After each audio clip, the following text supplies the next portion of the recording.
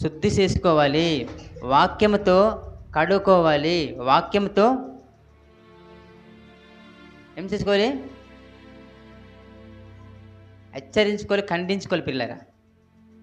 కనుక ఈరోజు నిజంగా పిల్లరా, మనుషులు నిజంగా మనము మనుషులుగా ఉంటుంటే మనమందరం కూడా పిల్లరా దేవుని వాక్యాన్ని వైపు నిజంగా మనసు పెట్టగలిగితే, వాక్యానికి నిజంగా మన విలువ ఇవ్వగలిగితే అహంకారం అనేది రాదు, గర్వం అనేది రాదు, అసలు డాంబకం అనేది మన రాదండి.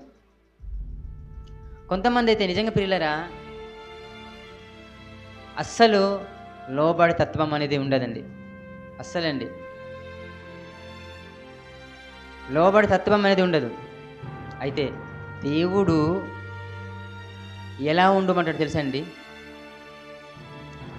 ఆయన సన్నిధిలో నడుచుకుంటుండే నువ్వు నేను ఆయన మాటలు వింటుంటే మన అందరూ కూడా పిల్ల నిజంగా దేవుని వాక్యానికి విని ఏమవ్వాలండి?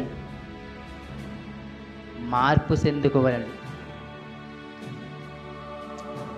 ఈరోజు నిజంగా పిల్లరా వాక్యానుసారంగా మనం ఆలోచించగలిగితే ఈరోజు మన అందరూ కూడా పిల్లరా దారి తప్పిపోతున్నామండి.